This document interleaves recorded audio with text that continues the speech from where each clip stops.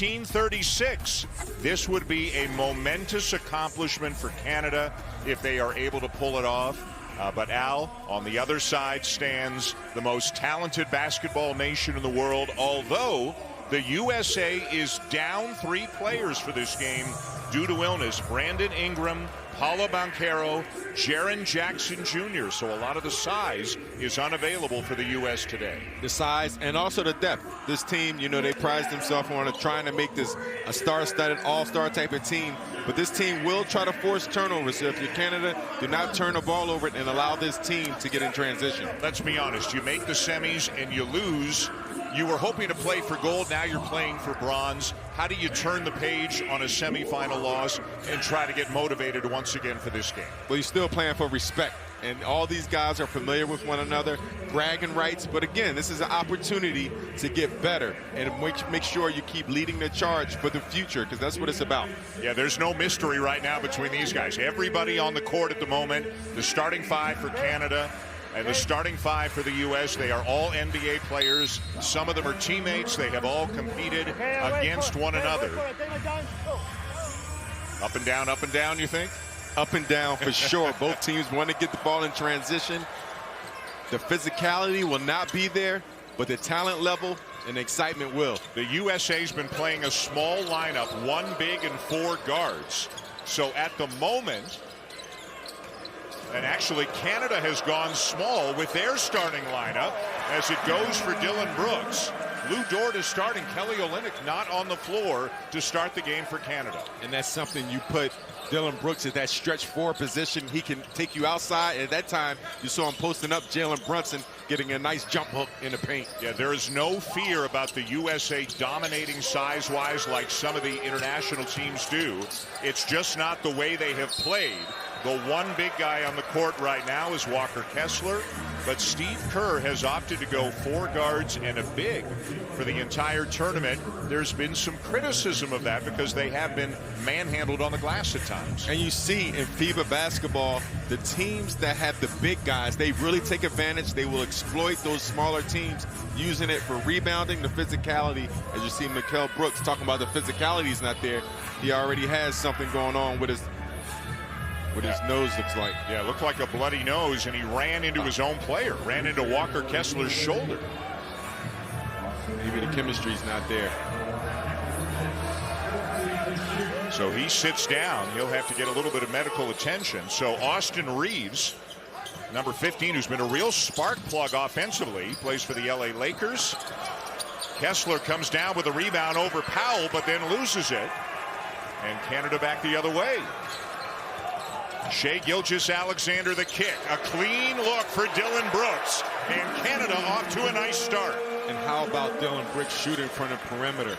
Just unbelievable, being very consistent, finding himself running, and Shai doing a nice job finding a hot hand throughout the tournament. Brooks now with that make over 50% from beyond the arc in this tournament. And now Josh Hart of the New York Knicks is called for a foul. I've got to mention, one of 3 Villanova Wildcats on Team USA. So we've got Alvin Williams, who played for Villanova. We got 3 Villanova guys on the floor.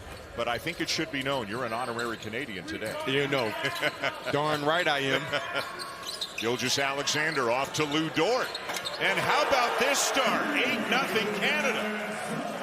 And Dan, the games that USA lost, they were hurt from the 3-point land.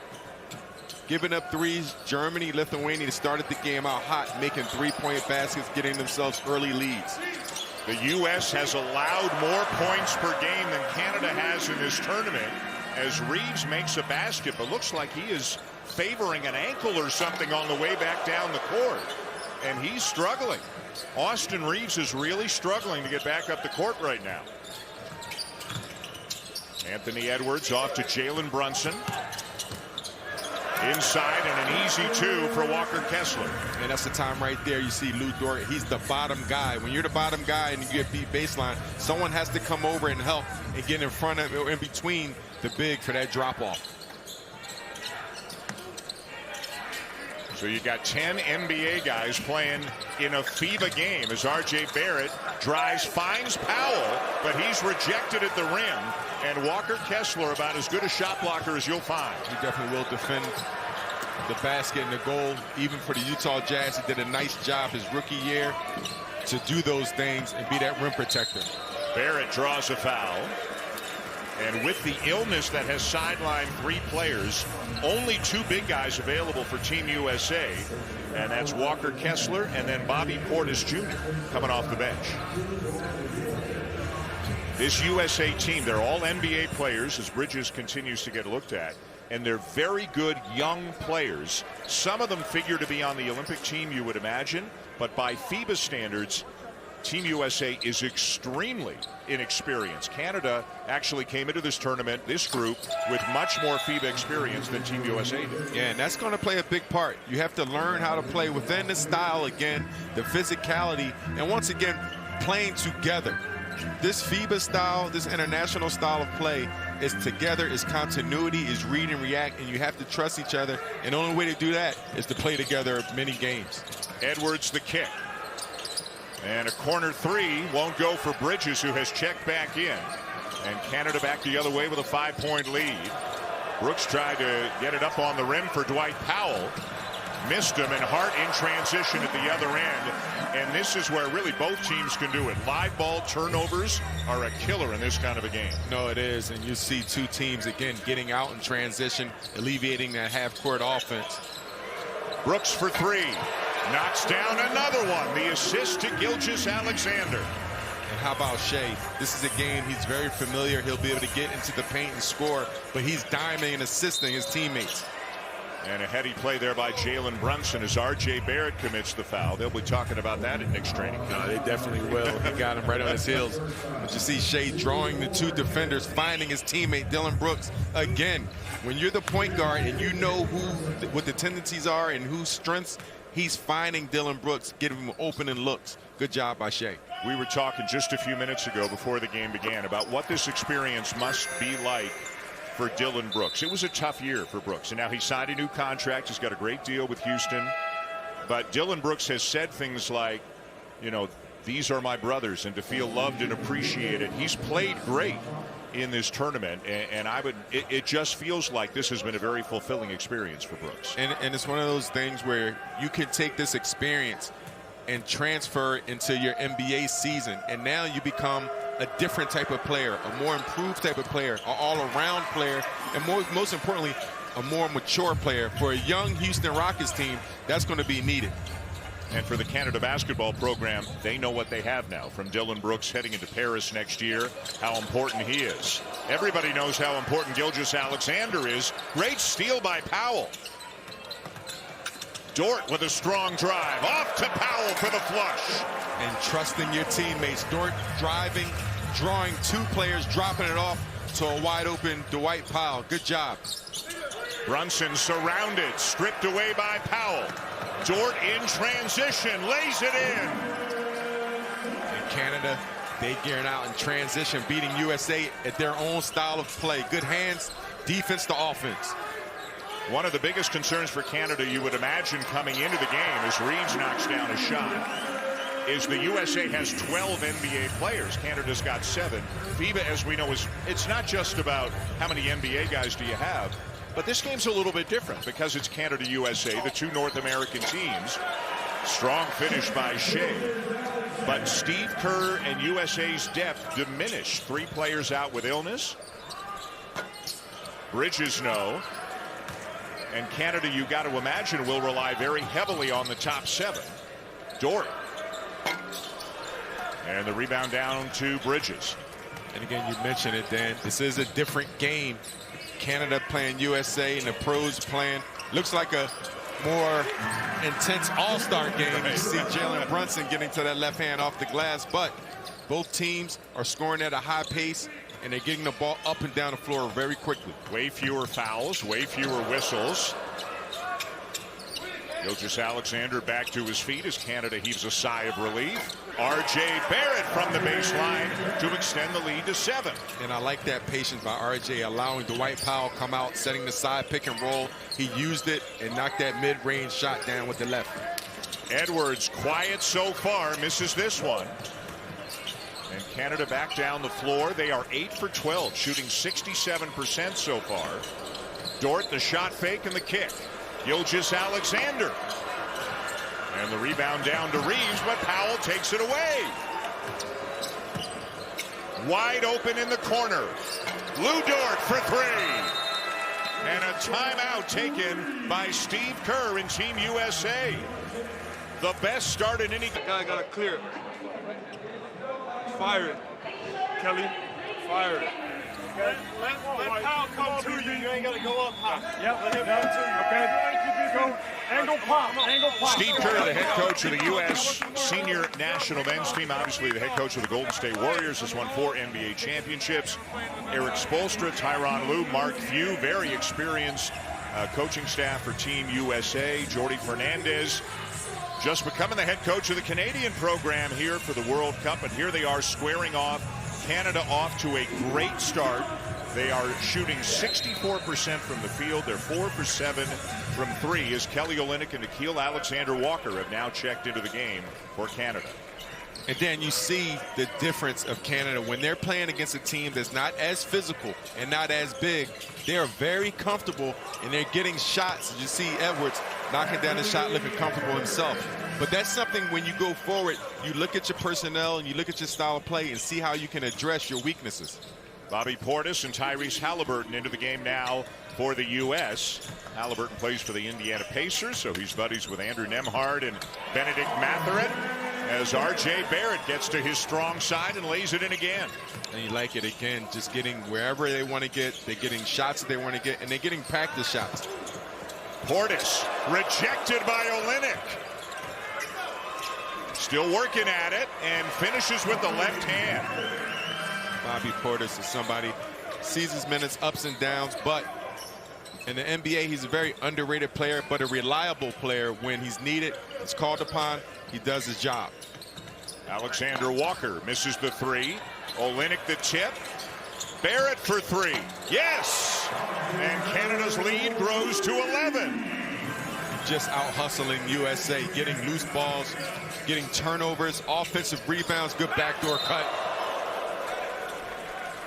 And Lou Dort commits the foul on Anthony Edwards. But the one thing you want to make sure doesn't happen, you don't want Anthony Edwards dunking on you and everybody get crazy and fired up. And these two know each other. They played 4 games against one another last year in the league. So Dort is very familiar with Edwards. They are very familiar. Dort is somebody who will be guarding Edwards, using that frame, that physical frame. You see Melvin Ejim checking the game early. Melvin Ejim, 32 years of age. He plays professionally in Spain, and as we've talked about over the course of the tournament, he has played for Canada all over the world. Every time they call, he answers the phone and says, I'll be there. And he has not played a ton of minutes, although he's appeared in every game for Canada. But a lot of people pointing to him as kind of the older spiritual leader of this Canadian team. And he's somebody that comes in the game, he brings the energy every time. Track down loose balls, get offensive rebounds, and just somebody that you rely on and the coach can depend on. Olynyk, and a chance for a 3-point play, taking advantage of a size mismatch. And I like to see Kelly in that position. A lot of times he's used as a stretch 4, shooting perimeter, but he has great footwork and good touch down there, and the experience and his size, taking advantage over small and Austin Reeves, getting the and one, getting himself to the free throw line now. The USA in this tournament allowed 110 points to Lithuania and 113 in their semifinal loss to Germany, which, by the way, was probably the game of the tournament so far. Fantastic game. But they have struggled on the glass, especially their own defensive end, and they have struggled defensively overall because they're giving up a lot of size. And also, Dan, as you see a nice play over the top to Bobby Portis again, you have to get rid of the NBA mindset. You have to play defense in FIBA style basketball. You have to be physical. It's a shorter game. You can't try to outscore everybody through the possessions every time. And that's where USA has to make that adjustment going forward. Olynyk finds Edgem. And Edgem knocks down a three. How about that? And again, defensively, Canada, they're getting everywhere they want to get. They're getting paint touches and kickouts and getting open three-point shots. Portis, no. Edgem already with an assist and a three in this game. He's 7 for 12 in the tournament, has made both of his three-point attempts now. And again, not a ton of minutes, but very solid minutes for Canada. And we got a call going against Canada. And Kelly Olynyk getting called for the foul. Phil Scrubb is on the floor for Canada as well. So here in the first quarter, Jordi Fernandez has gone 9 deep.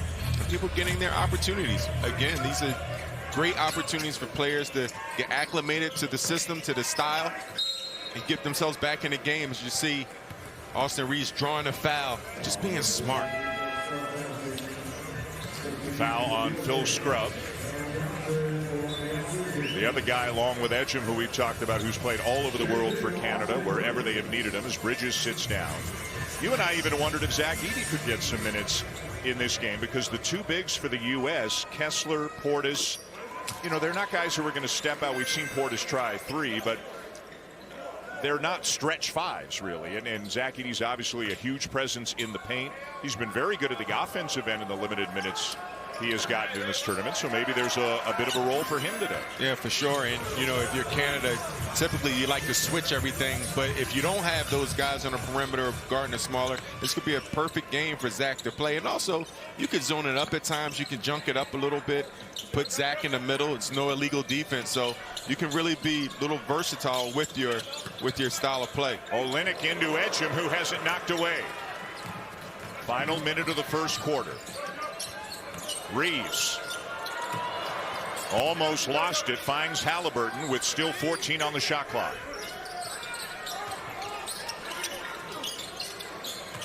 Cam Johnson in the game now for Team USA. Portis gets Olynyk in the air and knocks it down. Some nice minutes for Bobby Portis. Yeah, very efficient. 3 for 3, taking his time. Canada doing a nice job of contesting, but USA just a little bit better offense. And Canada holding for the final shot of the first quarter, and it has been a good one for them. Brooks the screen. Alexander Walker the three. Tipped back out, and the first quarter will come to an end with Canada shooting the ball well, knocking down some threes early and leading U.S. by 9. You're watching the bronze medal game at the FIBA World Cup. And you know what, Al? Shai Gilgeous-Alexander only has 2 points, and Canada's got 34. And Shai really still led the charge by distributing the basketball, getting the ball inside, finding Dillon Brooks, finding his other teammates, being a consummate point guard that he is, knowing he can impact the game, not just by scoring. Shai back in, and Zach Edey is into the game, here to open up the second quarter, as Josh Hart knocks down a three to get the United States back within 6. Jordy heard you, Dan. Put Zach Edey in there. So two bigs, Olynyk and Edey, are out there together. Edgem back to Kelly Olynyk. Nice shot fake. Steps in and buries it. Well done. Good patience, not settling for the three, taking a contestant three. One dribble, pull up, get about 18 feet. Almost automatic for Kelly. 10-year NBA vet, now with the Utah Jazz. Portis lays it in. Beautiful feed from Tyrese Halliburton, who has had 38 assists to just 10 turnovers in this tournament. And that's what he does. He's a very good passer. They couldn't connect. Olynyk just a little bit beyond the reach of Zach Edey. Otherwise, he had an easy 2. Edey down with a rebound. Edey, the NCAA Player of the Year, the Wooden Award winner at Purdue University last year, just 21 years of age. And Kelly Olynyk called for the foul for Canada, and that will be number 2 on Olynyk. He becomes the first player on either team with 2 fouls. See Austin Reeves flopping a bit. Kelly Olynyk doing a nice job of running the floor, trying to get deep position, and that's something Canada can do with their bigs in the game now. Reeves drives right at Zach Edey. And he's called for the foul, much to the chagrin of Jordi Fernandez. How about this experience for a 21-year-old who's going back to Purdue for his senior year? And he can talk and he can give his team more insight and more experience just by his own experience from this past summer. Olynyk's going to sit, Brooks back in, so Canada gets smaller, but again the USA a small team, so they can match up.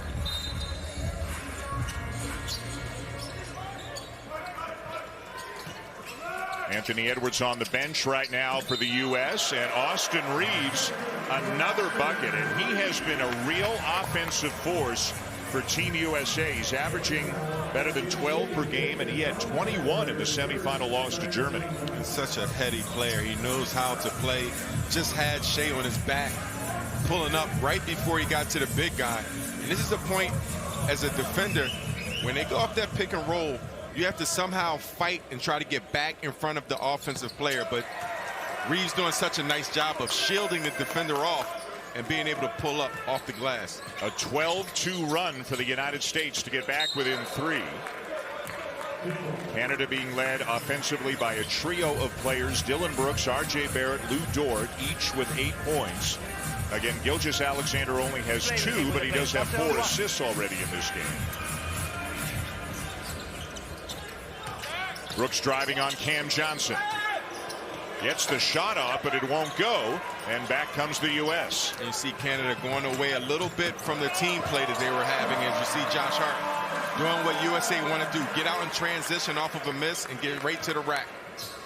And now a 14-2 run to for the United States. Canada had a double-digit lead, but it's been whittled quickly down to 1. Gilgeous-Alexander kicks it out to his cousin. Nickeil Alexander-Walker misses the 3. And tipped into the hands of Halliburton as the United States looks for the lead. Cam Johnson gives it to them. And Jordi Fernandez needs a timeout. All USA at the end of the first and here early in the second as they have taken a 2-point lead. Getting themselves back in the game, switching up the defense a little bit, but more importantly, they're getting out in transition, getting to the free throw line and hitting 3-point shots. But Bobby Portis really setting the tone when he came in the game, getting in the paint, making shots, cutting to the basket, doing a nice job of using Bobby, and he's just picking them apart, being patient and bringing that leadership off of the bench that he's been doing throughout his career these past few years. And a bigger role for him in this game, again, with Jaren Jackson Jr. and Paolo Banchero, not to mention Brandon Ingram, all out with illness. So the USA only dressing 9 players in this game. And they have slowed Canada down a little bit with this kind of 3-quarter court press that they now back off of. Gilgeous-Alexander trying to get going, around and out. Powell had it, but it's knocked away. Hart over the top. Portis, and is fouled by Lou Dort as Canada got caught on a mismatch in transition. And if you follow Bobby Portis and the Milwaukee Bucks, when they're shorthanded, if Giannis is out the game or Brook Lopez is out the game and he comes in and starts, he's averaging double-doubles, he's rebounding, he's doing all the other things. So Canada has to know that when Bobby's out there, he may not play a lot of minutes prior, but when he gets in there, he's going to be productive. And from watching a lot of the USA games, every time you get a look at Bobby Portis, I mean, he is engaged. He is fired up and has been from the moment this event began. He has played very hard. And he makes both free throws to extend the lead to 4. And that engagement, that helps him when he's not playing, being in the game plan, being supportive. When he's actually playing, it's not hard to transition emotionally because you're in the game at all times. And all of a sudden, Canada has gone cold, both from beyond the arc and around the rim as Hart turns it over in transition. And again, you mentioned it, USA went to a 2-2-1 3-quarter press just to slow the team up, give them a different look. And Canada hasn't adjusted yet. But good hands by Dylan Brooks as he knocks the ball off of Josh Hart.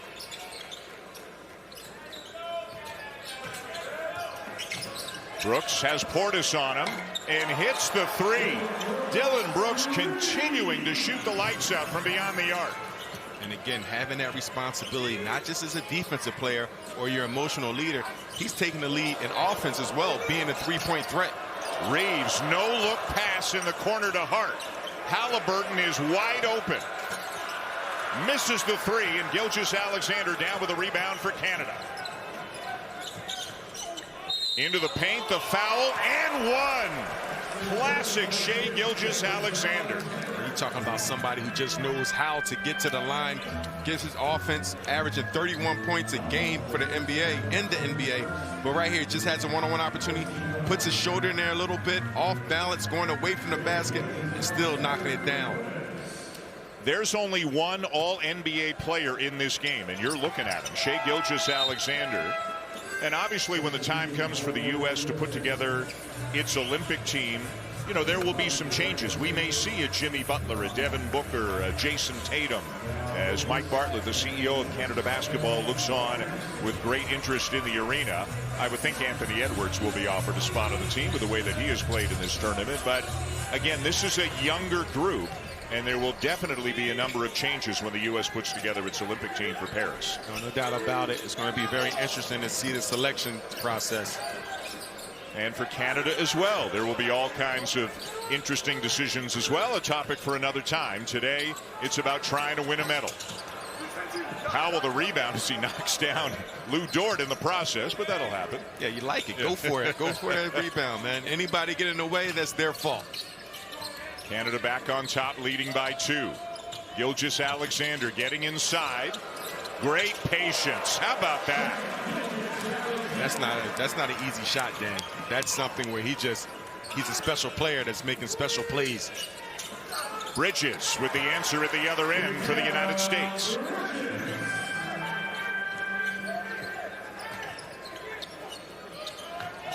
Now R.J. Barrett posting up, but missed it.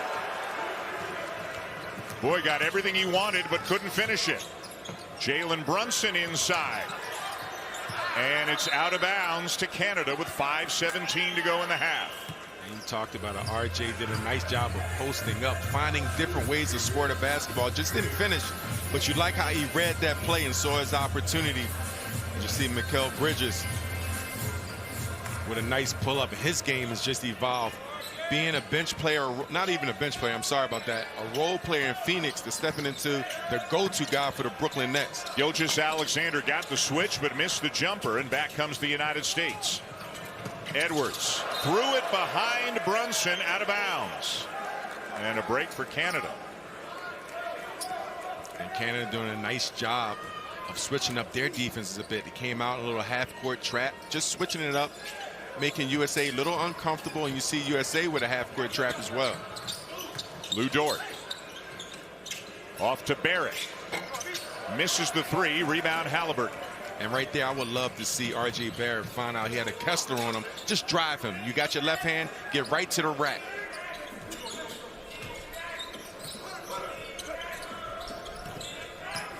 Bridges driving on Powell. The fadeaway is good to tie the game. And again, Bridges' offensive game has really evolved.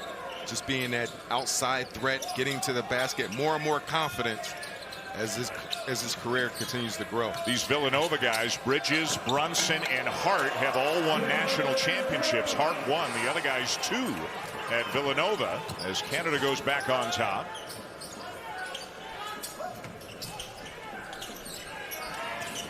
Halliburton with a floater from the baseline. Kessler had it. It remains with the U.S. And this would be a perfect time for Team Canada. Just pick up the energy a bit. I feel like if you put that energy on them and you go for everything, you see Dillon Brooks again, not just knocking out threes, getting to the rack, and he's bringing his whole game. He's the high scorer in the game for either team right now with 13. Edwards, floater is good. He can score in so many different ways. And now he's using that pick and roll, almost being a master. Using that pick and roll, can pull up, floater, or get all the way to the rack with flushes. Gilgeous-Alexander, no. Powell tips it out. Brooks runs it down. Dort saves it, and Canada's got 10 to shoot. A good hustle by Canada. Brooks around the Powell screen. He had Dort in the corner, didn't see him, and missed the runner. Now Brooks on Edwards. And Edwards cleverly drawing the foul. on Dylan Brooks. You see a different type of offensive player Dylan Brooks is guarding. He's strong enough so Dylan really can't overpower him, but he also is crafty enough that's going to keep Dylan off balance a little bit. So Edwards is a special offensive player, but Dylan is up for the challenge, but it's just going to be a total different look, the type of player he's playing against. 2 on Brooks, 2 on Dort. That's it for Canada with 2. Remember, in the semifinal against Serbia, they were in foul trouble from the moment the game began, and it really impacted it. USA 1 of 2 for Edwards and a 1-point lead with 3:13 to go, and it feels like a fair fight the way this game is going. It feels like both teams are engaged, and either team could come away with a medal. And as Jordi Fernandez said, this would be, again, Canada's never medaled at the World Cup. And you go home with a bronze, you're physically going home with something. 4th place would still be a great accomplishment for Canada in a tournament such as this, but to win this game and to get on the plane with a medal would really be a tremendous accomplishment for this program. And it's a measuring stick, right? It's an accomplishment, something that hasn't been done, but it's also a measuring stick because we know, and you know how far you have to go and what do you have to improve on. But again, just getting that medal or that accolade, that's going to help your confidence, and that's just going to continue to grow throughout the future. So everyone's going to see it. The kids are going to see it. They're going to be a part of it, and that's special. Neglected to mention also Kelly Olynyk has 2 fouls, so 3 Canadian players each with 2, but it does not feel like foul trouble for Canada. Although you looked at the U.S. is in the bonus, Canada is not. Just 1 American foul in the 2nd quarter. A look at the great Pau Gasol, one of a number of FIBA ambassadors who have been present at the games. He was a heck of a player, young player for the Grizzlies, and going to the Lakers. I still don't know how they pulled off that trade, getting the Lakers there with Kobe Bryant, but a special type of player and a very good human being as well. Yeah, classy guy, and obviously accomplished so much with Spain over the years in FIBA ball. They play on through the contacts. Just over 3 minutes to go here in the first half. And again, this style suits both teams. It's not really physical, and they get to have the flowing offense, and it's pretty much what they're used to in the NBA. Ooh, Walker Kessler thought he had a clean block. Steve Kerr did as well, but Dylan Brooks is going to the line. You see a Steve Kerr with multiple NBA championships as a coach, as a player. In this bronze medal game, he's still very intense, so you're not going to tell me it doesn't mean anything to him. Got the ball first, then got him on the arm, and they really protect the shooters in FIBA ball. Any kind of contact at all, like you saw the one on Gilgeous-Alexander from behind earlier on Austin Reeves. They take care of the offensive player. And that's why it's always important, you talk about defensively, to having those fundamental defensive principles. Ball you man, stay in between, stay in front of the ball, so you're not always playing catch up. Very challenging when you're guarding guys that are always on the move. Brunson gets it off, knocks it down, and is fouled.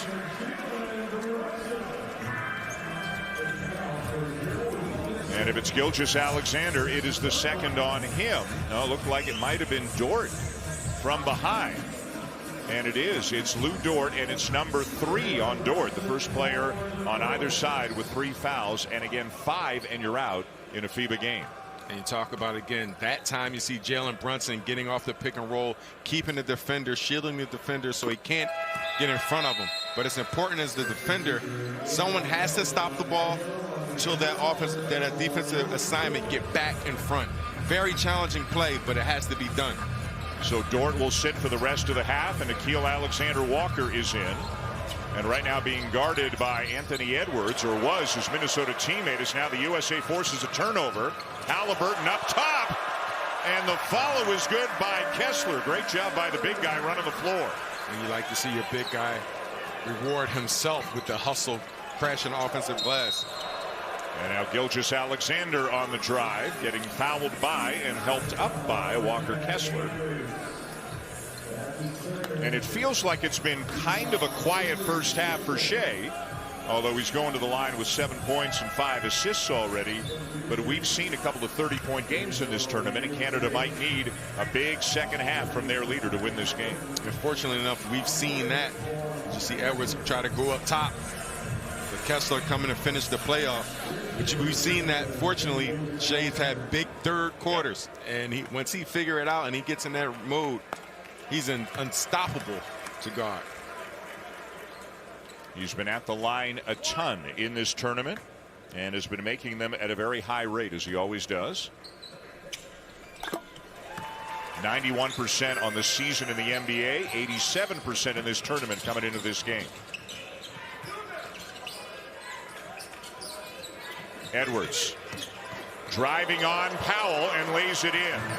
Just showing so much strength that time going downhill. Powell doing a good job of staying in front, but couldn't stop the momentum. And Edwards getting all the way to the rack. Gilgeous-Alexander all the way to the rim. And he's into double figures now with 11. Edwards with Barrett on him at the moment. Left it a little bit short. And here comes Barrett in transition, driving on Brunson. And 1-on-3, and he turns it over. Reeves back the other way for the U.S. Couple of shot fakes. He can't finish. And the game opening up here in the closing minutes of the first half. Barrett for 3.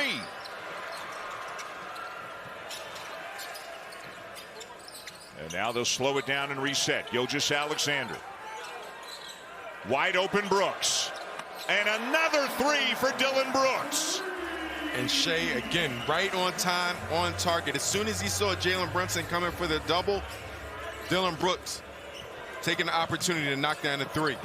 And Al Brooks is 4 for 4 from three-point range in this game. He's got 18 points. Canada with the lead and the ball in the final minute of the first half as Reeves commits the foul, but it's a non-shooting foul. The next one would put Canada at the line. And you talk about Brooks being 4 for 4, and you want to pay attention to the scouting report and pay attention to details. If you can't double off of Dillon Brooks in this tournament, he's shooting over 50%, as you mentioned. 4 for 4 for the day, 3 for 3 before that shot. That's a guy you're not going to leave, but good recognition by Shea. Brooks is feeling it. Brooks is feeling it, my friend. He definitely is feeling it. That's 5 for 5. That was off the dribble. That's when you know a guy's feeling it. 21 in the first half for Dillon Brooks. Canada by 4. Brunson the kick. Bridges baseline. And it's out of bounds. Still USA ball with 10 on the shot clock. And I mentioned before, when a player gets beat baseline, that bottom guy has to show. And that time you saw Dillon Brooks. That was the difference. Before, nothing happened. He came over, helped, almost forced a turnover. Brunson to inbound for the United States. Bridges surrounded, gets it back to Brunson. Driving on Brooks and lays it in over him. To get the U.S. within 2 as now Canada can hold for the final possession.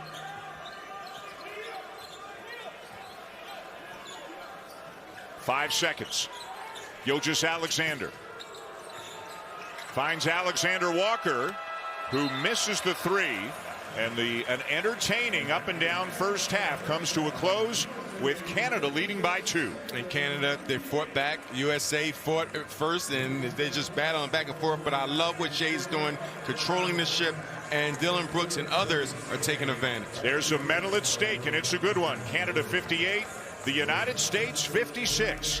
You're watching the FIBA World Cup on. They could have got even a larger lead against this USA team. And again, both of these countries want to be playing in the gold medal game, but Serbia beat Canada, Germany beat the U.S.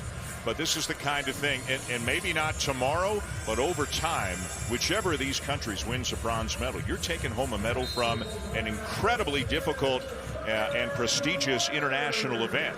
And we'll see who really wants it and who executes better here in the second half. The same starting 5. With Dort on the floor, Olynyk starting the second half on the bench as he did in the game. Dillon Brooks, a monster first half and an easy 2 to start the second. He's got 23. And just not settling for the 3. Shea doing a nice job of beating the double team, passing it out. Had one man to beat Dillon Brooks, and he drove it to the basket, finished in traffic. Same starting 5 for the U.S. in the second half as well. Anthony Edwards played well, but didn't dominate that first half. He went 3 for 8, 9 points. Brooks comes up with a steal. And Gilgeous-Alexander just beating the U.S. back in transition, and it's a 6-point lead. You talk about Anthony Edwards dominating the game. Dillon Brooks is dominating the game offensively, defensively, getting right back to who he is, getting into the passing lane, being patient enough. Shea running the floor, getting in transition. As you see him, just getting in the passing lane, out hustling Edwards right there, taking his time. Shea having an outlet, running the floor. And there were 2 more Canadian guys coming down. There were 4 Canadians running and only 2 American players. And that's that intensity we're talking about. Canada, they can come out and really take over this game. Out of bounds, still U.S. ball with 8 on the shot clock. And we also seen throughout the tournament then, the third quarters again, they will have an adjustment. Ooh, and Gilgeous-Alexander might be saying to Jordi Fernandez, have a look at that. You get 1 challenge a game, but it's kind of strategic. Whether you're right or you're wrong, you only get 1 challenge. You don't retain it if you're right. So you've got to, use it when you feel it's most important. And Canada's going to use it here to try to get possession. Yeah, I'm treating my reviews like my money. I'm saving it. I like to save it, but you can't go to the grave with it, so you got to make sure you do it the right thing, invest it a little bit. Like you said, it got to be a strategy behind it. He dribbled it off his foot. There's no question about that. The issue is, did it hit Gilgeous-Alexander, or did it go between his hip and his arm? Wide.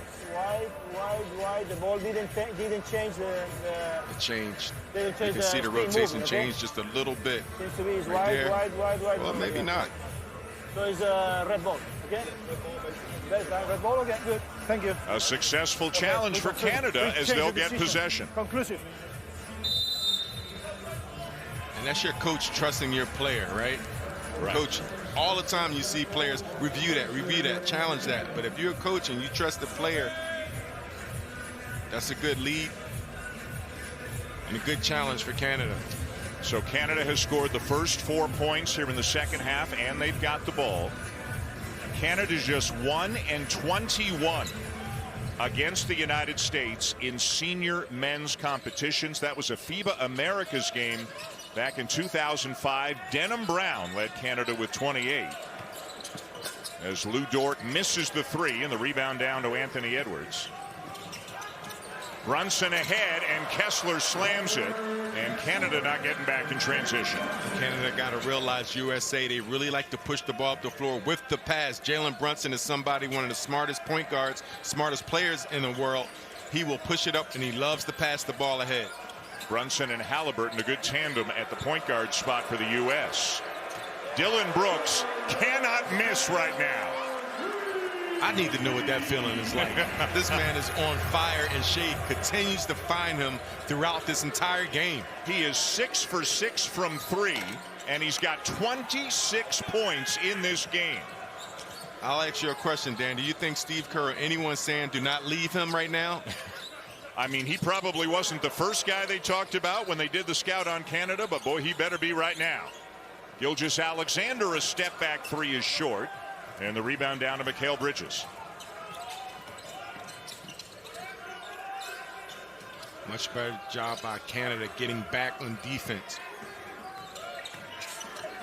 Edwards kicks to Bridges. Loose ball out of bounds to Canada. And Josh Hart just always play hard, even his Villanova days, his high school days, as Sidwell friends, getting a chance to see him as a youngster. Just playing, rebounding for his size. He's the leading rebounder on this team, averaging over 5 rebounds a game. Do you think right now the Houston coaching staff is reassessing Dillon Brooks' role on the team coming into this season? They are definitely. They got their playbook out and saying who they're going to have. You see Mikal Bridges getting to the rack. They're definitely changing the game plan out for him. And the foul is on Shea Gilgeous-Alexander, as Bridges doing a nice job to initiate the contact and knock the shot down. And that's the challenge when you're playing against a team that's really good in transition. Everyone has to sprint back, and the pickup points have to be sooner. You can't allow these great players, athletic players, to get downhill. Number 2 on Gilgeous-Alexander, who's got 13 points and 7 assists in the game.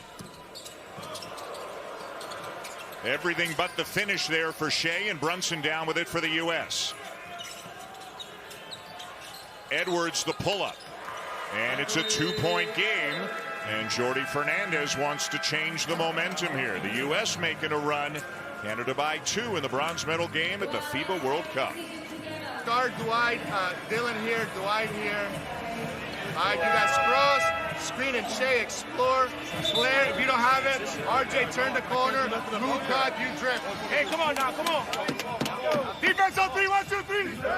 Jordi Fernandez, the head coach of Team Canada, a 2-point lead over Anthony Edwards and Team USA in the bronze medal game at the World Cup. And you're always a little bit wary, maybe more than a little bit wary, of Anthony Edwards getting going. When he turns it on, there are few in the world who can stay with him. Because he has so much in his package. The variety of shots and the moves that he can make, and the athleticism and just the mindset is very tough to deal with if you're a defender. He's got 11. He's the high scorer for the U.S., which has had very balanced scoring in this game. R.J. Barrett knocks down a 3, and Canada leads by 5. And I was just about to say that's an opportunity for R.J. to drive the ball, but he had his feet set, and he was in good rhythm just for the pull-up. Dylan Brooks with 6 threes in the game. That matches the most he's ever made in an NBA game. And he's doing it here at the World Cup in the bronze medal game with still 16 minutes and change to go. And he's letting it come to him. He's not forcing anything. He's taking some shots off the dribble, but he's feeling good as you see Jalen Brunson getting to his left hand. That backcourt for the Knicks, the lefty bandits, and the New York Knicks with the left hands, very difficult to deal with. That was good offense by Brunson because that was good defense by Dort. Alexander Walker is fouled, and you'd love to see Shai Gilgeous-Alexander. I said Alexander Walker, I'm sorry. You'd love to see Shai Gilgeous-Alexander continue to drive and pick up fouls on the U.S. players. He's the one player that can put the defense in a bind by getting to the free throw line. He not only gets there, he makes those free throws. He has the ability. Barrett got the switch. He's got Kessler, the shot blocker, on him, so he backs it out. Now Brooks with a drive. Nice feed to Powell. Beautiful offense by Canada. And Dan, I'm telling you, I'm so impressed with Dylan Brooks and just everything that he's doing, driving the ball, dishing it that time. This is the best version of Dylan Brooks. The intensity is there, the drive is there, but everything is under control. Everything's under control. The maturity is there. The emotions is under control. He's playing the stretch forward position. He's taking Kelly Olynyk's place, and he's just providing more offensive sparks as you see Shai get to his bread and butter and deliver. I know it's early in the day, but maybe it's Shea time right now for Team Canada. It's not early over there, and maybe it's time for Gilgeous-Alexander to do the things that he's been doing in this tournament. He has been a remarkable player for Canada in this event, as has Edwards for Team USA as he gets him back within 2. And again, you think about Jordi Fernandez, what he's saying, this cannot be a pickup game, and it's going back and forth. You see both teams over 70 with less than half of the third quarter gone. Both teams shooting over 50% so far in this game as Gilgeous-Alexander gets knocked to the deck. And Dan, that's something that's going to need to be addressed by both teams, USA and Canada. Can you play your style of play with the physicality that these international teams play with? Edwards given the foul, so Gilgeous-Alexander will go to the line. Edwards took a shot. And this is one area where the two teams are different. Edwards is great, and the USA needs him a ton, but the USA does not need any individual player as much as Canada needs Shai Gilgeous-Alexander. He's played heavy minutes in this tournament, physical minutes, but again, we'll say, as we say almost every game, how can you afford to even take him out for more than a minute or two here in the second half? Because, again, he provides so much. You know, when you have a player like Shai, the defense is always going to have to pay attention to you. So now it's going to be up to Shai to still, how do you manage and have the balance of scoring, attacking, and getting the others involved? It's going to be on the others as well, but more and more they play together, they'll figure that out. Lou Dort to the bench, Nickeil Alexander-Walker back in, and Powell with a great contest on Edwards. And what a good defensive stand so far by Canada. a couple of rejections. Not many can meet Anthony Edwards at the rim, but Dwight Powell just did. Nice, just going up, being vertical, not getting the foul, not coming down at the end. Bridges in the corner, and a big shot for the U.S. with just a couple of seconds left on the shot clock. That makes it a one-point game.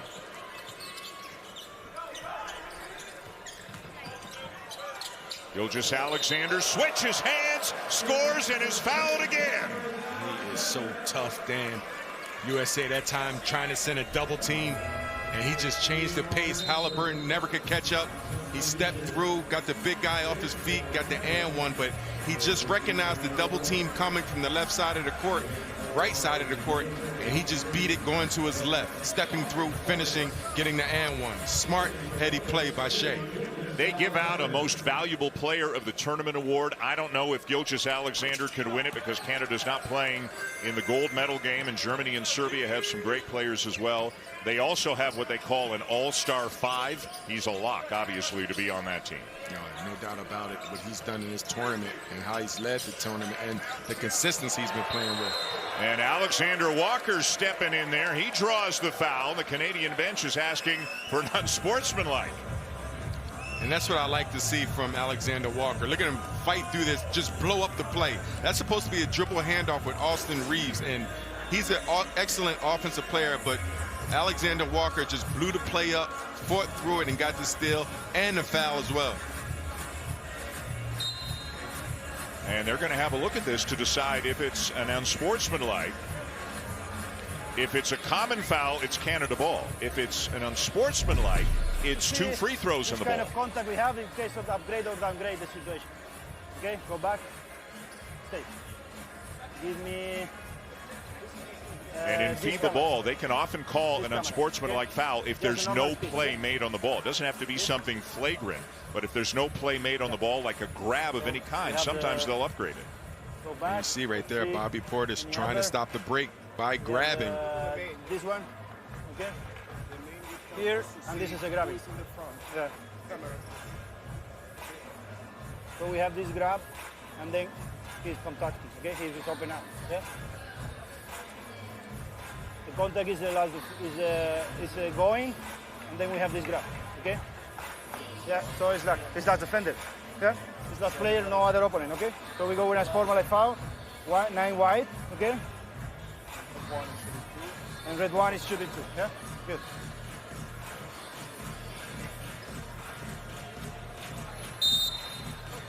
So they've upgraded it to an unsportsmanlike foul. It'll be 2 free throws and the ball for Canada. Take your hat off to Canada's bench. They all were grabbing their wrists, saying unsportsmanlike, stopping the break.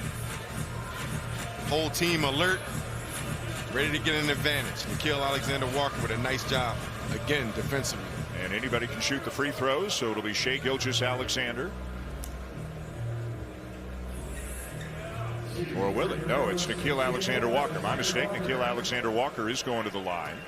On a technical, anybody can shoot, but on an unsportsmanlike, the player who was fouled. So Alexander Walker, that's his first point. Maybe seeing the ball go through the net, even if it's from the line, can open things up from the perimeter for him. And again, where did it start?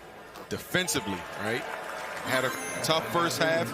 Second half, I like how he came in, changed his mindset defensively. He's going to get into the ball, doing a nice job of getting himself in the game. This has got a chance to be a big trip for Canada if they can convert here. Kelly Olynyk's on the floor.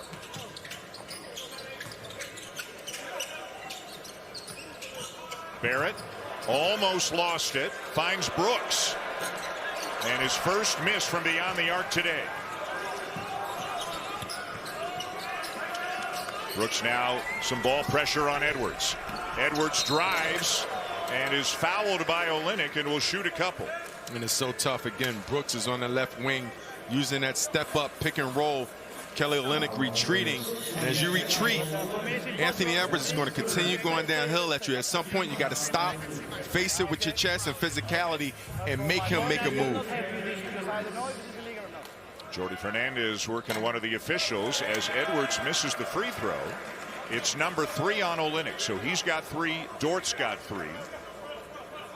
So relatively speaking, Canada's in good shape foul-wise compared to a couple of the other games. And any other fouls on the U.S. here in the quarter, and Canada's at the line. You can say they're not in really foul trouble because the games aren't as physical, so they're not calling the fouls as frequent. Yeah, this has a much different look to it than most of the other games that Canada's played in. Barrett driving on Reeves. RJ gets it off and knocks it down. And that's the drive. Good job by passing over top of USA's zone. Little subtle half-court press, but RJ getting to the basket, posting up a bit, getting closer and finishing. Canada has led most of the way in this game. Edwards knocks down another mid-range jumper. He's so smooth. He has that body type that you wouldn't think he's so smooth with that jump shot. Alexander Walker, the shot fake. Kelly Olynyk, the three. Yes! Great ball movement by Canada, and the lead is up to 8. You give credit to Nickeil Alexander-Walker not taking that pass, that shot, and finishing. Portis with a tough finish in traffic for the U.S. Barrett. A lot of contact, no call. He's asking for a foul as the U.S. gets back in transition. And Reeves gets tied up by Gilgeous-Alexander.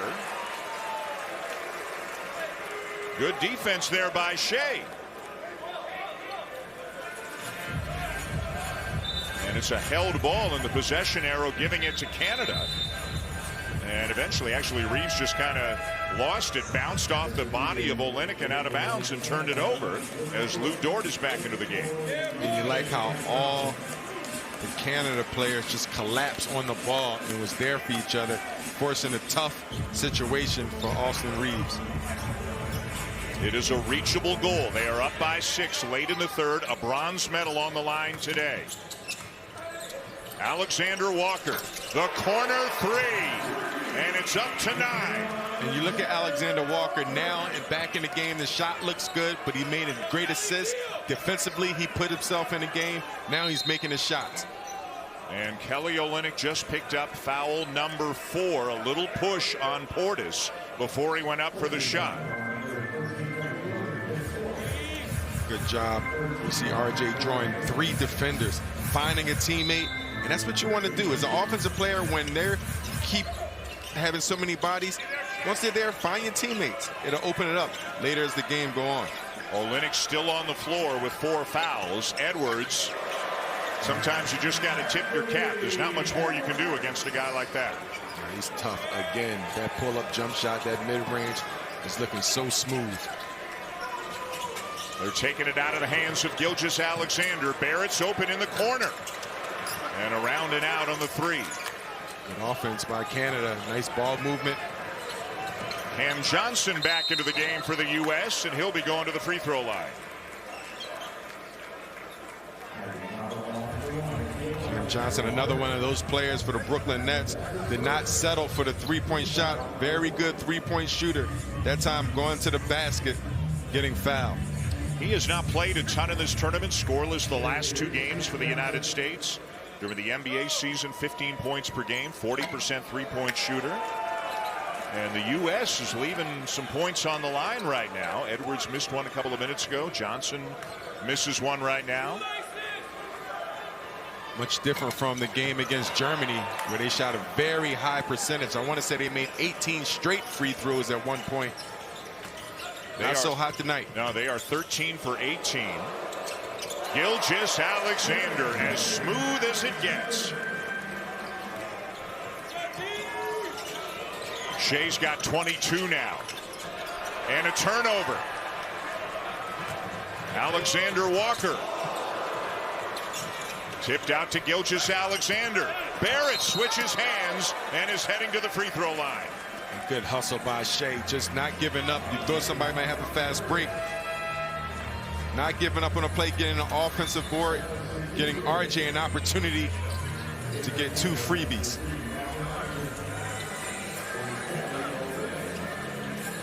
And then RJ's been doing a nice job still moving without the ball, starting to figure out he's an offensive-minded player, But now he's really figuring out, can I get points in transition? Can I get points from the perimeter? Can I get points moving without the basketball? The more and more he does those things, he's going to find out it's going to be more difficult to stop him as a complete player. And here's a bit of a break as Gilgeous-Alexander sits down, likely for the final 52 seconds of the quarter. You get about a minute and a half or 2 minutes at the end of the quarter, so you get him a little bit more rest. And every second you can have Gilgeous-Alexander on the floor is good.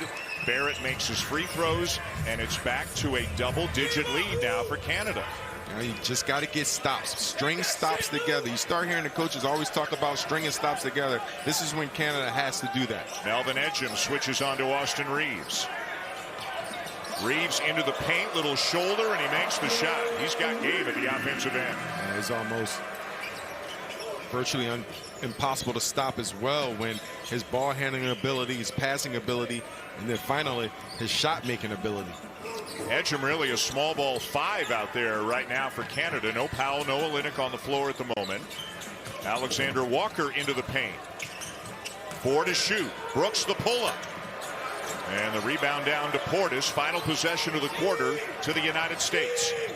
It'll be Edwards off balance 3. Would have counted had it gone. Canada finishes the third quarter well. They lead by 9, looking for bronze at the FIBA World Cup. We've had a lot of dignitaries, Pau Gasol, Luis Scola. We've seen Carmelo Anthony, Sue Bird. And there's one of the dignitaries of this tournament, one of the celebrities of this tournament, Shai Gilgeous-Alexander, who has had a fantastic World Cup trying to lead Canada to a bronze medal as Dort and Reeves just got tied up. And if the foul is on Dort, that'll be number 4 on him. And you talk about stringing stops together. This is one of the guys you want on the floor. You're going to need him on the floor with his physicality and just his effort on defense. But it's interesting the way the officials call the games and the different areas of the floor. And when you're guarding the ball, not so much. When you're off the ball, there's a lot of physicality closer to the rim.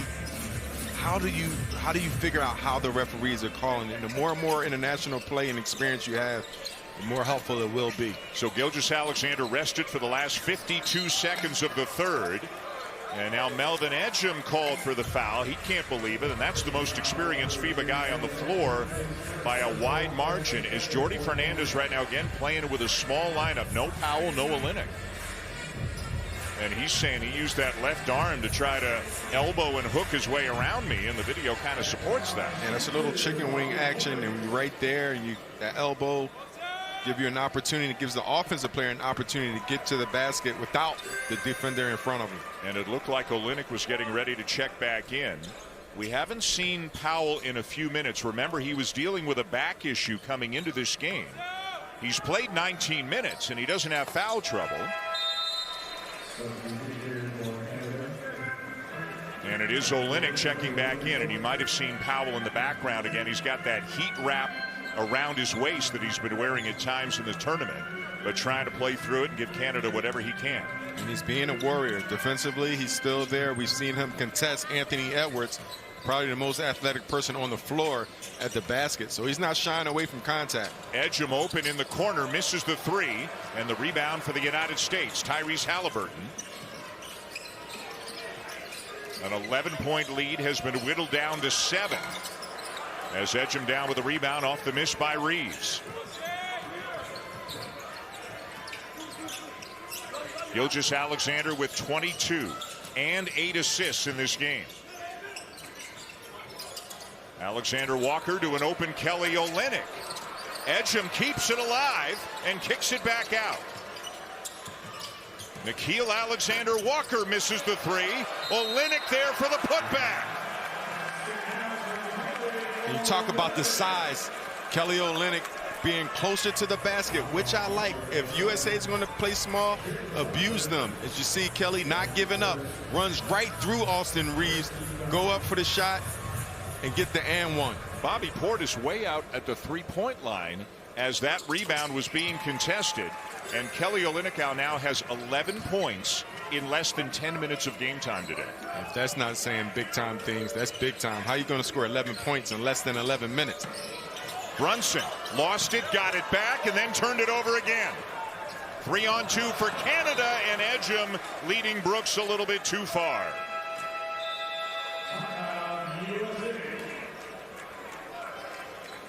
A 10-point lead for Canada early in the fourth quarter, as Steve Kerr has called a timeout for the United States. 8:42 to go in the break. Jordi Fernandez, the head coach in the Team Canada huddle. Early fourth quarter, bronze medal match between Canada and the United States. Canada's led almost the entire way. They've led for almost 27 of the 31 or so minutes of this game. They do have some foul issues as Carmelo Anthony looks on. Olynyk's got 4. He's on the floor. Dort's got 4. He's on the bench. Edwards can't get the shot off. The kick to Bridges. And Bridges is fouled by Edgem and will shoot a couple. Bridges a tough cover. He's very tough cover. Continues to grow offensively. He's knowing now how to get themselves to the free throw line. He's getting that reputation, but a lot of times he uses his length. He has very, very good touch from the outside. And getting to the basket after working on his ball handling is making him a more complete basketball player. Edgem out, Barrett back in. And you're seeing, I'm sorry, Dan, you're seeing USA, they're trapping and double teaming Shea a lot more. So he's going to have to really get rid of the ball, possibly get it back, and give others opportunities to drive and get other opportunities to get offensive boards, as you saw Kelly Olynyk the last possession when he's got the and one. 8-point lead, 8:20 to go. Canada looking for its first ever medal on the men's side at the World Cup. Almost knocked away. Gilgeous-Alexander got it back. And then Olynyk turned it over. Tough pass in traffic. Edwards.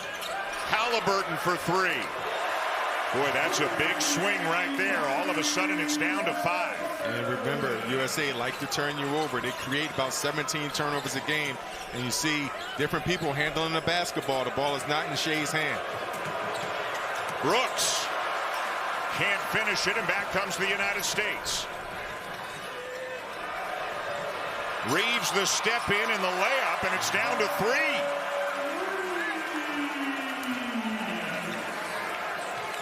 See Canada speeding up just a little bit, and USA picking up the defense.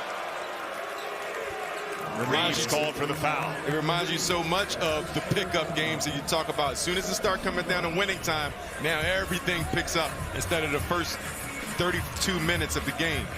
And like you said, they are face guarding Gilgeous-Alexander, trying to deny him the ball.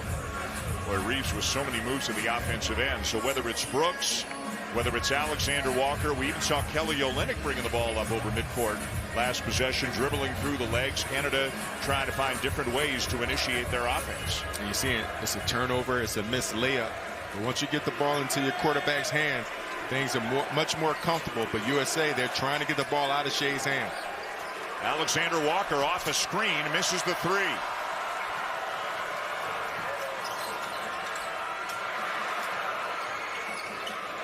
Edwards with Olynyk on it. Step back at the elbow, but he missed it, but it's tipped out. Boy, Canada got caught watching the ball and not putting a body on anybody, and the USA has tied it. And again, the one-on-one move mesmerized the entire Canada team. And when the shot went up, everyone just stayed and watched and didn't go for the rebound. Got to continue to play multiple efforts. You see right there, that's a tough cover for anybody. But look, Canada's just watching. Nobody's crashing the glass. They're not playing like the game is on the line. You got to continue to play. That was Mikal Bridges coming flying in from the corner on the weak side. Like he's not even in your picture right now. There's Bridges, and nobody got a body on him. And those are the plays that will kill you when you go back and you're on the losing end of the stick. Those plays like that are the things that you regret. So good timeout by Jordy, and make sure his team gets back re-engaged and understand the winning plays, the boxing out, taking care of the basketball, executing the game plan, good shot selection. All of these things are going to be needed in order to close this game out. That was a 10-0 run for the United States in less than 2 minutes to come all the way back and tie it. Twice Canada has had a double-digit lead. Twice the United States has come back to tie it. Both countries with support at the Mall of Asia Arena in Manila. And with less than 7 minutes to go, Dwight Powell has returned now for Canada. Lou Dort is back on the floor. Canada ball in a tie game. And this is not only a better offensive team, it's a better defensive team. So hopefully Canada can pick it up, pick up the intensity. They surround Gilgeous-Alexander. They recover to get to Brooks, and Barrett turns it over. Bridges knocked away by Brooks, and it's out of bounds. Still USA ball, but a great defensive play by Dillon Brooks. And Brooks is a dog, just getting back on defense. And again, some things that you want to look forward to. If teams really start to double team Shea and show him bodies, who else can get themselves involved? How do you get other players involved? Is it through your offensive execution? Is it individual play? Edwards with Brooks on him. Now the switch, and Powell's got him. Edwards again. Anthony Edwards starting to take over this game at times for the United States. And the challenge, right? You see USA double teaming Shea. Do you go send a double team at Anthony Edwards? But guess what? They have so many other players that can make shots and make plays. It's more difficult. Dort, strong drive, but left it short.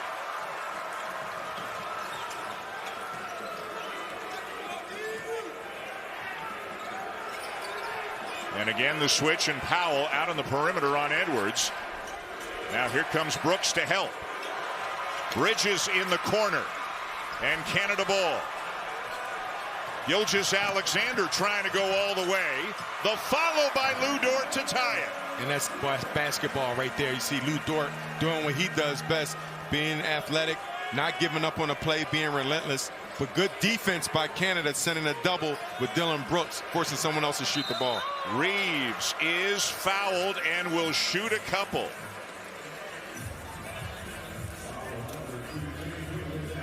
Reeves, a guy who stepped up big for the United States in the playoffs as the Lakers made that unlikely run to the Western Conference Finals.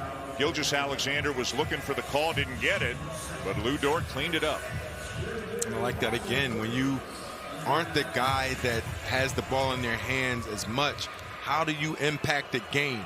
Defensively, rebounding, screening. There's so many ways in basketball that you can impact the game. As you see Jalen Brunson watching from the bench, and that's been a reoccurring theme. Jalen Brunson and Tyrese Halliburton splitting minutes and helping the team move forward. Whereas Shai Gilgeous-Alexander obviously carrying the lion's share of the load at the point for Canada. They do have other ball handlers, but they've got to have Shai on the floor almost all the time. Certainly now. Brooks into the paint, off the glass and good to tie it. And I like that. Again, Brooks, he already has been a threat from the three-point land. Now he's driving the basketball. 28 now for Brooks. Bridges, the extra pass. Edwards, the extra pass. Portis for three. And a foul against the U.S. Bridges battling for the rebound with Brooks. And Brooks, again, just doing everything that the team needs. Defensively, he's getting back on defense, boxing out, going for boards. You see him down there battling a crafty Mikal Bridges, a long, athletic Mikal Bridges. And not that Portis can't shoot the three, but Canada rotated quickly enough that it wound up in the hands of Portis for the three, and Canada can live with that. Boy, what a game, what a tournament Dillon Brooks is having. One of those things you call like a coming out party. And you mentioned Dillon Brooks is not the most popular guy, most liked guy because of his attitude, but he's doing a nice job of reinventing himself in the World Games. The U.S. has gone super small. No Portis, no Kessler. Barrett misses the three and Reeves the rebound. There is no big of any kind on the floor right now for the United States. Bridges over Powell. And Powell the rebound. Barrett takes a bump and finishes. Canada's got the lead. And Barrett doing a nice job of recognizing that was a one-on-one play, backing up, going all the way to the rack, going right, getting back to that left hand for the finish. R.J. Barrett, a guy who's used to the spotlight. You play at Duke, you're in the spotlight. You play for the Knicks, you're in the spotlight. And he's been playing for Canada for a long time. And driving right into the chest of Austin Reeves with the right shoulder and then finishing with the left. And just recognizing, once you have a defender backpedaling like that, he's at your mercy. And when you're telling it as R.J. Barrett, that's just almost an automatic basket. And Canada with some support in the arena.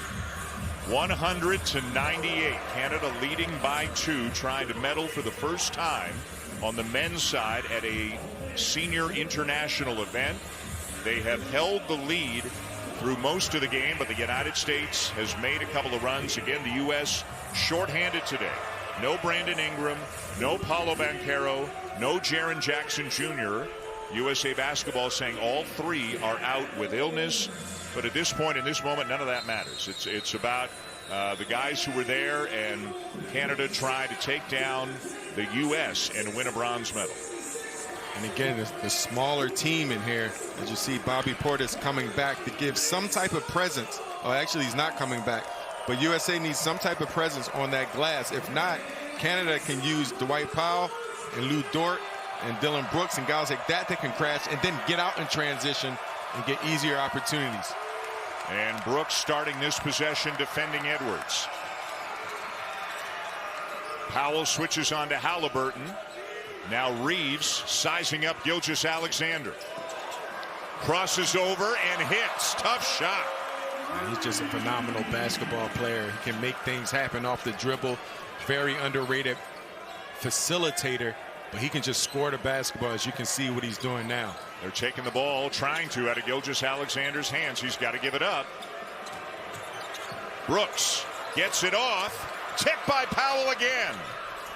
How many times have we seen him do that in this event? And you love it. Just being the garbage man, doing all the dirty things.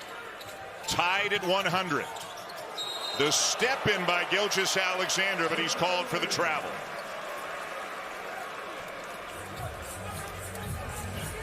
And look, USA are just sending bodies at Gilgeous-Alexander.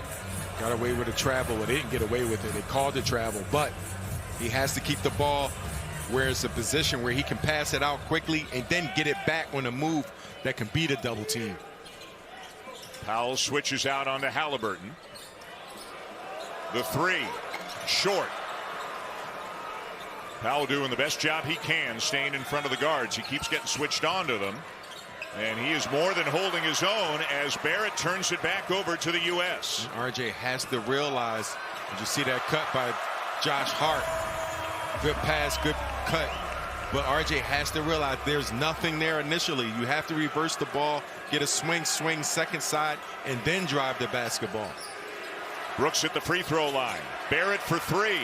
Canada back on top. And where did it go, Dan? Into the middle, swing, second side. Now you have an opportunity. Let the game come to you. Recognize the game. Good job by Dylan Brooks, and good job by RJ being ready. Boy, it's dig deep time right now for players on both teams. 2:20 to go and a bronze medal on the line. Edwards gives it up. Bridges from the corner. And a chance for a 4-point play for the United States. And that's what Mikal Bridges does. He can knock down that shot. R.J. Barrett got caught just a little bit, as you see the penetration, watching the ball, not staying home in the corner and having to run out. Missed that. Good pass by Anthony Edwards. And it's just great basketball players making great basketball plays. And that's what it's boiling down to on both sides. So Bridges, 1 free throw coming.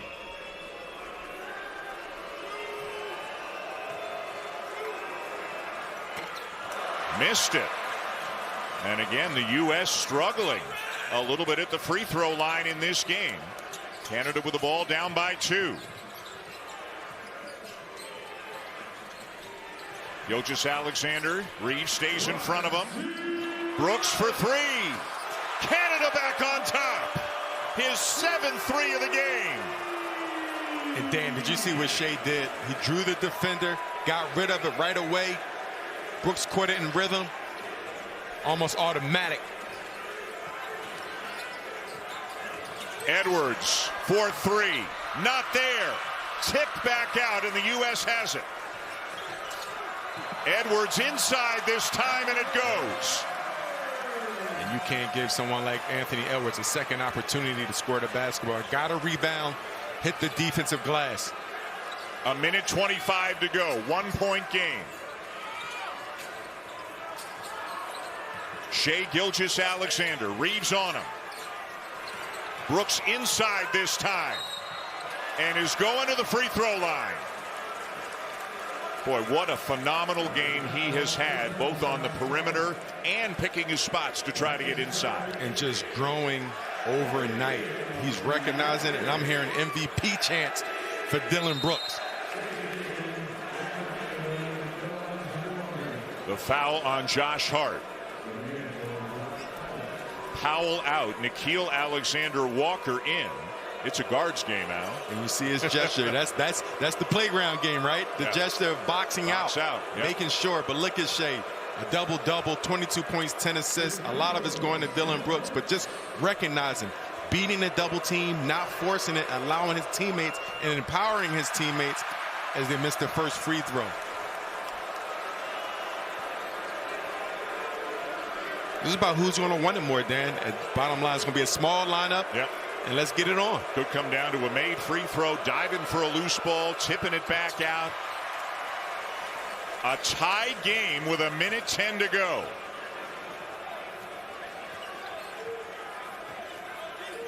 Edwards guarded by Brooks. Now Alexander-Walker switches onto him. 10 to shoot. These are teammates. Minnesota. A missed three, and it's Canada ball. Inside the final minute of regulation, and Canada looking for the lead.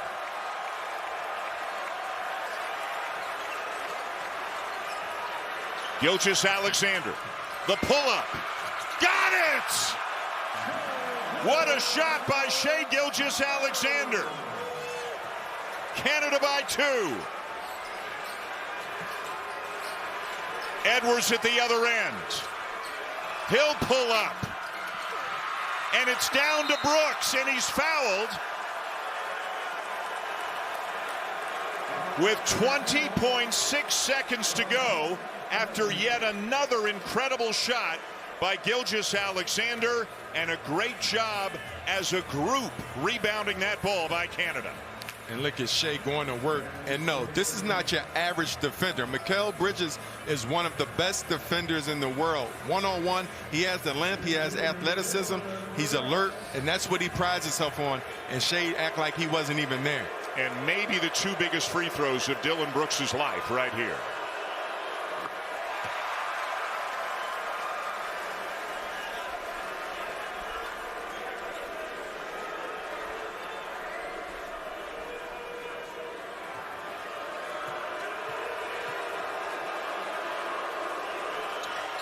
And he buries them both. It's a 4-point lead, 20 seconds to go. And you don't want them to score quickly. You want to make them work, and they're doing a good job of running the clock down. Good job by Canada. Good defense by Brooks. Reeves, no. And now a foul on Barrett. So the U.S. will go to the line, but it's all the way down to 4.2 seconds. 4.2 seconds. You got to look now for USA making the first, missing the second one, trying to tap it out for a 3 to tie the game up.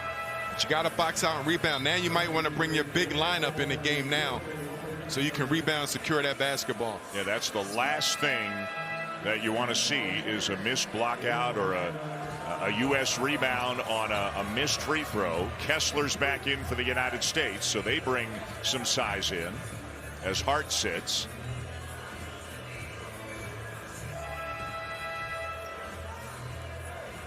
The horn keeps blowing every time it does. It's another substitution, kind of icing Bridges a little bit at the line in the process. And Powell is back into the game, and Zach Edey is in the game right now for Canada. You talk about bringing some size in.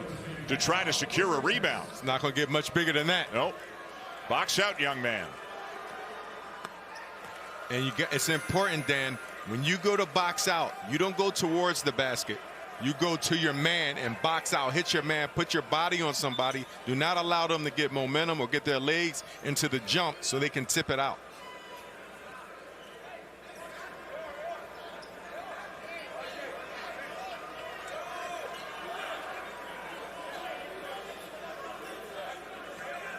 I guess they're going to make it. Are they trying to make it or miss it? That's the question, right? There's still 4 seconds left.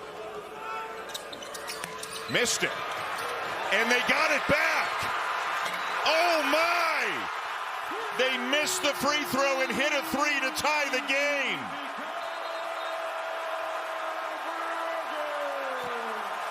An unbelievable turn of events here in the closing seconds of regulation. I can't believe that. No one boxed out the shooter. You got to box out the shooter.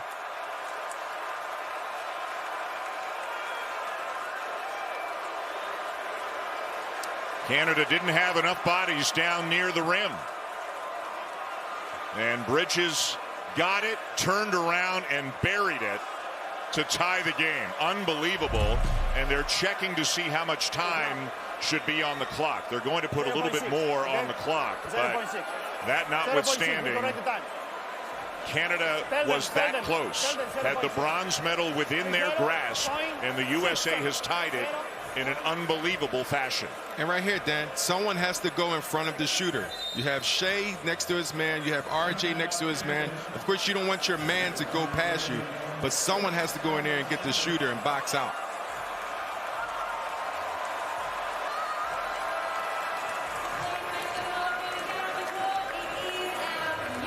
And so mentally right now, if you're the U.S., you're flying high. If you're Canada, it's like, what just happened? And they've got 0.6 of a second. But unless they can pull off something pretty remarkable here, this game is going to go to overtime. Now, you do advance the ball in FIBA, like in the NBA. So we'll see what kind of a play Jordi Fernandez is drawing up. And you still got time. With 0.6 seconds, you still got time to catch and shoot the basketball. So you can draw something up. You would like to get something going to the rim, but as you see right here, no one takes the shooter. And the rebound just happened to carry him to the side, and it comes straight back. Brooks was there. Edey had Kessler, but nobody picked up Bridges. And the shooter knows where the rebound is going better than anybody else. Definitely. You know when it's off. You know the direction you're trying to get it to go to. So Canada ball with 0.6 of a second remaining. Brooks will inbound it. And the U.S. has the 7-footer Kessler on the ball. Olynyk gets it off. Oh, and almost hit it. Oh, my God, says Kelly Olynyk. And overtime is on the way. So now overtime, and how does Canada respond emotionally after what just happened in the closing seconds of regulation? And this one, you just got to shake it off and still continue to execute. USA, they've been double teaming. Get yourself in a rhythm, still make plays, be aggressive. Powell to Gilgeous-Alexander. And 2 more for Shea, who's now got 26. And what a play. Hitting Powell, back cutting. Powell with a nice touch pass. Pull up by Shea. Good execution coming out of that break.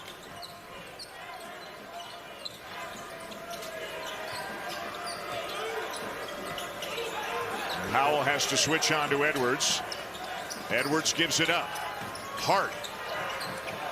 Reeves gets it off and tipped out.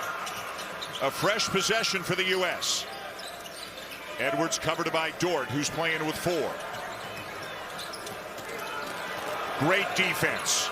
Great defense by Lou Dort. And that's going to be key. Him playing defense. He has a tough assignment with 4 fouls. The U.S. with the small lineup. Powell is on the floor for Canada, so they've got 1 big. R.J. Barrett. Fadeaway, no. Tipped by Powell. Dort has it, and back to Gilgeous-Alexander. Both teams crashing at offensive glass. The three, Shea Gilgeous-Alexander, and it's a 5-point game. And even he cracks a smile after that one. And a foul on the floor committed by Gilgeous-Alexander, and that's number 4 on him. But first, another look at this. I mean, he shook 2 defenders on the same move. And very tough defensive defenders. That's Mikal Bridges. Again, I've talked about how special of a defensive player he is. That time, he put that left foot down. The left foot said, I don't want to go down. The whole body going to go down. And Shea finishing. Not a better play than that. And again, he's got 4, and he knows it. He's got to be so careful on defense. And you know the U.S. will try to put him in some bad spots if they can. And they have to be careful.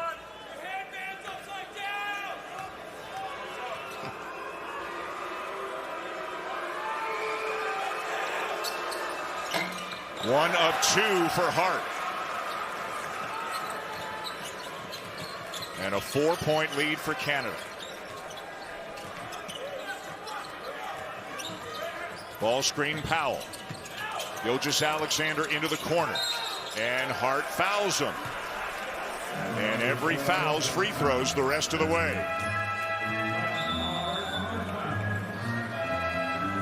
That's 5 fouls on Hart, one of their better defenders, energy guy, fouls out. But that's the challenge, guarding somebody like Shea.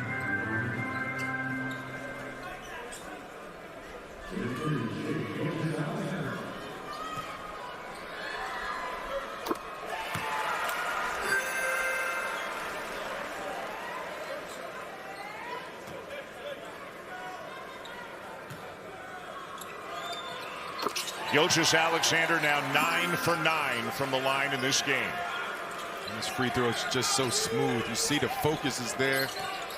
Attention to detail every time, the rhythm.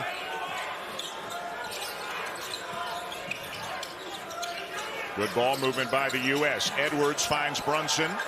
Brunson gets it again. Misses the 3. Powell had it, but it's knocked away, and then Powell fouls Reeves. An excellent ball movement by USA, but Canada really scrambling. Could not come down with the rebound, but defensively they were scrambling, contesting every shot attempt. But when you're scrambling a lot of times like that, that's what allows those offensive rebounds. So multiple efforts by Canada, but good job by both teams. No foul trouble for Dwight Powell. That's his first, but again, free throws, every foul both ways the rest of the way. Grant Hill, who's in charge of USA basketball. You want to talk about a player? You talk about a player, definitely from high school, college, to the pros. Injuries, but if he never got injured, he would be one of the best we've ever seen. Absolutely. Canada by 4. Still a lot of time. Brooks gets it back from Dort. Driving. And hits again. Dylan Brooks has exploded for 36 points in this game.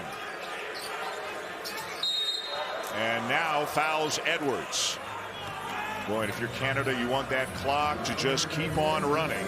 It's the 3rd on Brooks, so he's okay. You see that right there. Dylan Brooks just got baited, but I like this even better. Taking Austin Reeves to the rack, stopping, popping, pulling up, fading to the baseline. But if you're playing defense and you know you're switching those pick and roll actions, don't overcommit so you can get beat and get rejected from that screen. Just pass it off, get in your stance, and be ready to execute. And another missed free throw. Canada's shooting 91% from the line. The USA isn't bad, 75%, but 24 for 32. They have left some points on the line. They're forcing it out of Gilgeous-Alexander's hands. But into Brooks's. And he's fouled. What an incredible effort by Dylan Brooks this entire game. He saw the matchup he wanted, a smaller Jalen Brunson. Although Jalen Brunson is strong, but he's just no match with Dillon Brooks. Got the hot hand, the confidence, and the size.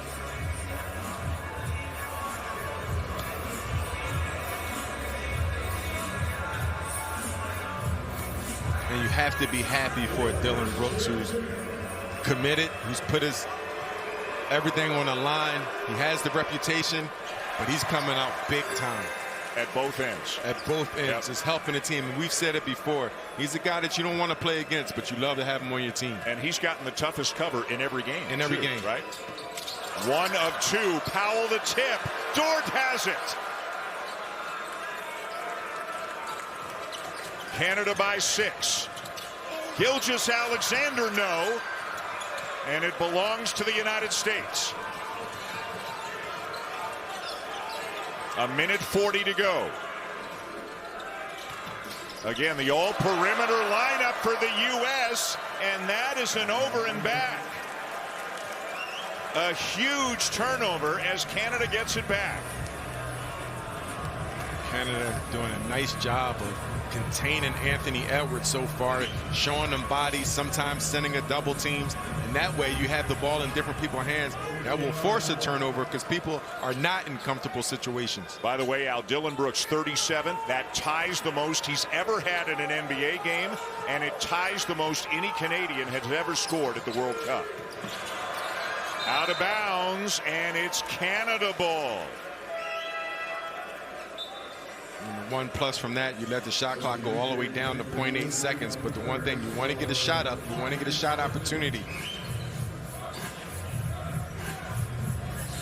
And it was off Brunson, but as you said, less than a second on the shot clock right now for Canada. Can they get a decent look? Shea to inbound. Brooks. And no shot. So a shot clock violation. And back over to the U.S. with 1:18 to go. What's USA going to do to try to get Anthony Edwards free? Because now Canada, they're really locking in. Lou Dort is doing a good job of being physical, not picking up that 5th foul. But also Canada showing bodies and rotating out of that, hustling and playing with a sense of urgency. Brunson and Reeves in the backcourt. Bobby Portis is back into the game now for the United States. Bridges and Edwards as well. Brunson having to work hard off to Bridges, and it's turned over to Canada. Bridges bounced it off out of bounds off his leg. And once again, Canada negating Anthony Edwards. Yeah, he was just sitting there over in the corner. Dillon Brooks had the assignment that time. Now you got Shea winding the clock down with a one-on-one opportunity. He's going to draw defense. The kick. Barrett for 3. R.J. Barrett. And Canada leads by 9. And all set up by who else? Shea Gilgeous-Alexander, who's got 12 assists in this game, Al, to go with the 31 points. And that's what you love to see. When teams are double teaming you, throwing defenses at you, get the ball out of your hand. Now everyone else is empowered to make plays, and Shea's been doing it all night, keeping USA team honest. And R.J. Barrett now the recipient of a great play, being ready, knocking it down. You're seeing Dillon Brooks, you're seeing Alexander Walker, now you're seeing R.J. Good job by Shea, drawing that defense, finding an open teammate, ready to deliver. If what Shea Gilgeous-Alexander did with OKC last year in the NBA wasn't enough for people to understand he's one of the best players in the world, this tournament has cemented it. And how about a huge shot for R.J. Barrett? He's got 23. That's his 4th 3 of this game. And Canada, they had to be rattled. I mean, at the end of regulation, the way that went down, the USA, you would imagine, was taking the momentum into overtime. And what a response here by Canada in the extra session. Yes, they shook off the death blow by USA, but they battled back. They got themselves together. They got the composure, led by Shea. Dillon Brooks making plays as usual. Good response, as you mentioned, by Canada. Halliburton to inbound for the United States. And Reeves was standing out of bounds when he caught the ball. His right foot was on the sideline when he caught the pass.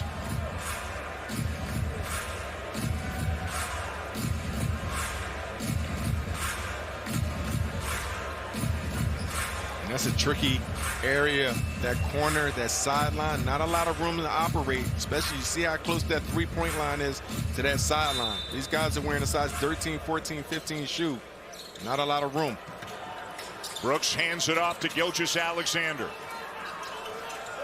Don't need to put a shot up quickly, but Dort gets inside easily, and an unsportsmanlike foul has been called on Portis. So he's out of the game. That's his second unsportsmanlike, and 2 free throws, and the ball for Canada. And Al, they're 36 seconds away from something pretty cool. No doubt about it. Canada, nice job of responding again. You see Lou Dort going to the basket. Didn't even feel like he felt that hard foul, but as you mentioned, something very special for Team Canada. They wanted a medal of a different color. Obviously, so did the United States. The USA beaten by Germany, Canada losing to Serbia as Portis is out of the game. Lou Dort will get a couple of free throws, and then Canada will get the ball back as well. To beat France, to beat Latvia, to beat Spain, to beat Slovenia, to qualify for the Olympics. I don't know about you, I felt regardless of what happened today, this tournament was already a success for this program. And yes, we all understand this isn't the USA's best team and that 3 guys were out with illness. But again, this is still something to savor for this program. No doubt about it. I mean, the way you battle and all the teams that you mentioned and the different style of plays and the different athletes and the different greatness that they played against and competed to be in this position to still play for a medal, qualify for the Olympics, something that hasn't been done in years. Yep. The U.S. has qualified for Paris as well. Brooks baseline. And again, they don't have to force a shot. And that's a turnover. It's out of bounds off Dort. So the U.S. will get the ball back with 26.9 to go. Reeves a deep one and banks it home. Are you kidding? And after that last regulation, I would not be giving up anything. Canada ball tipped out of bounds by Halliburton. 21.5 to go. First pick in a game of horse, Austin Reeves. And a tough spot from which Barrett has to inbound deep in the corner. Very deep. And you see USA, they haven't given up. So mentally, you got to put yourself back in that competitive mode, execution mode. And I think they're going to the monitor to see if it did indeed go out of bounds off the United States. An official review here. Out of bounds. Hey? Yeah. You guys here? This one. Okay. The ball changes direction. The ball changes direction. Let's see if we have any other angle. Maybe this on the top. This is the touch, okay? So he's touching, the time should be, it was 22.5, so 21.5, 7 seconds to pass. So we confirm the decision is a baseline. Is baseline? It's sideline, okay? No, baseline, okay? It is baseline. So it will be Canada ball. They confirm that Halliburton did touch it. So our magic number is, made the calculation, okay? We confirm the decision. Canada ball.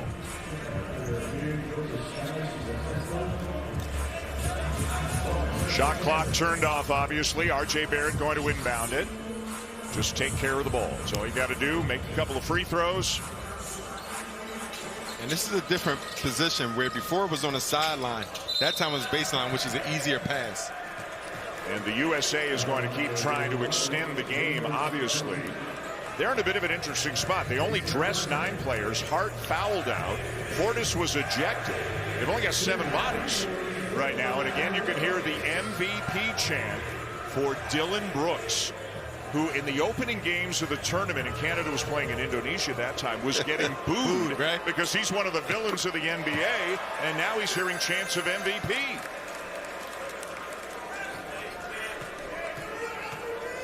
And an all-time Canadian record for most points in a World Cup game. Dylan Brooks with 39. Reeves again. Barrett down with it, and that is going to do it.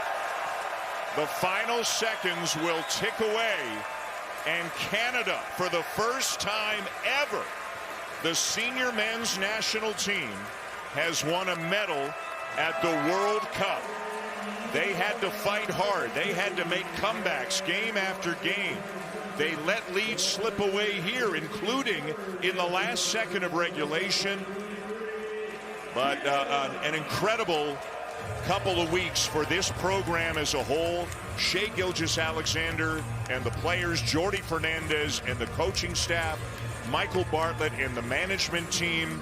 And boy, is there going to be a lot of excitement and a lot of momentum, Al, for this program heading into the Olympics in Paris. No doubt about it. And it's going to be an opportunity once again for this team to grow, people to be more engaged.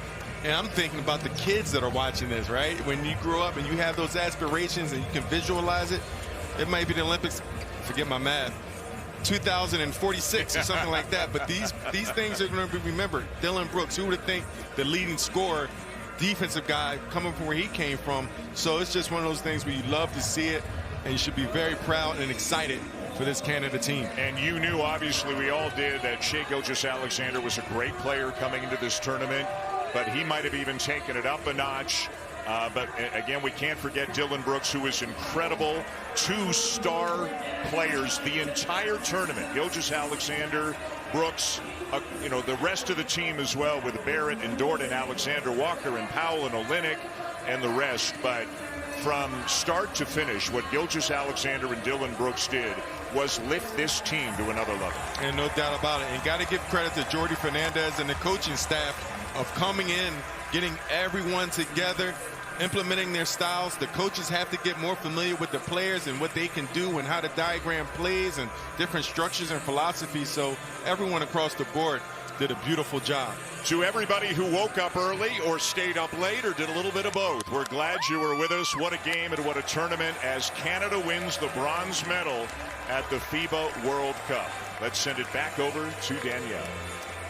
Thank you, Dan. Yes, the goals that were set out by this Canadian program achieved. They are Olympic bound. They are bronze medalists and the first ever for the men's program to achieve such a thing. The resilience to withstand a major body blow at the end of regulation and then deliver that knockout punch in overtime to defeat the United States. A lot of credit to Dylan Brooks for his play in this moment. He just seems to elevate his game when things are most important. Of course, Shai Gilgeous-Alexander, outstanding for Canada from start to finish, and in particular in this overtime frame. What a moment for these guys right now. Absolutely amazing. And this is a really proud moment for our country on the basketball court on the men's side. Never been done before, a medal. And moving forward, the confidence, the continuity that can be created from this, the belief that the future can be met with medal after medal after medal and podium performances, because we have the talent and they've proven it on the biggest stage. So it's going to be really, really fun to see this thing moving forward, but it's an amazing moment right now. We need to soak this in. These guys were great. It's a special, special time for Canadian basketball, and one that we've been waiting for, that anyone who's been around this program believed was possible. It was just a matter of when the cards would fall in the right place, when the right players would be available at the right times. And, you know, we thought this could happen before.